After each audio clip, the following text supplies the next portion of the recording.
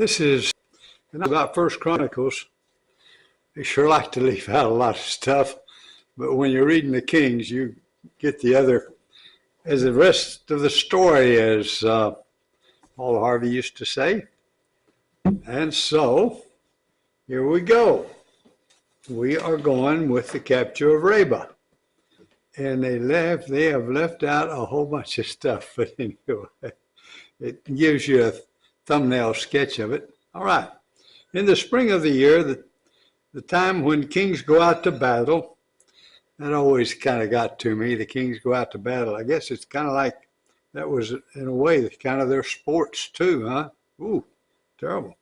Joab led out the army and ravaged the country of the Ammonites and came and besieged Reba. But David remained at Jerusalem, and Joab struck down Reba and overthrew it, and David took the crown of their king from his head. Well, at least they left that in there.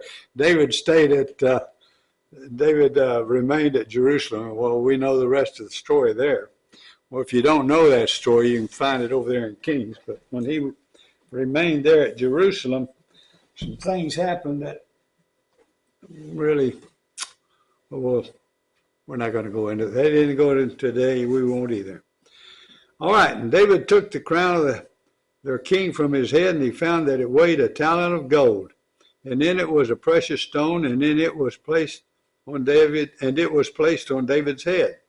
And he brought out the spoil of the city, a very great amount of, and he brought out the people who were in it and set them to labor with saws and iron picks and axes. And thus David did to all the cities of the Ammonites.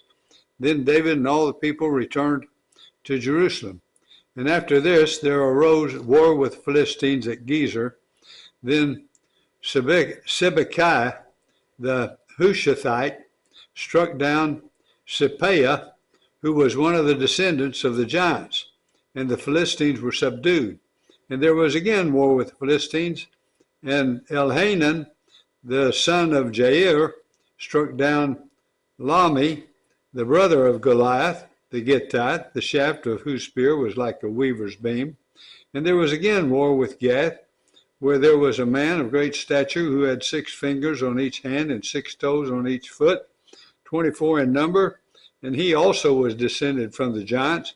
And when he taunted Israel, Jonathan, the son of Shemaiah, David's brother, struck him down.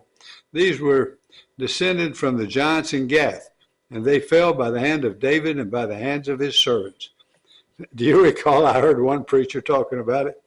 David picked up 5 nice stones, smooth stones, when he went, I think that's recorded somewhere, 5 smooth stones when he went to meet Goliath. That was because he had these siblings and whatever they were. Well, you don't have to take that to the bank, but I kind of think that's true from my memory. Now we've finished Jeremiah and his Lamentations, and now we're going to Ezekiel. And Ezekiel is prophesying, and he's over there in Babylon. So Jeremiah was in Judah prophesying, and Ezekiel was in Babylon prophesying. And here we go with Ezekiel, the first chapter.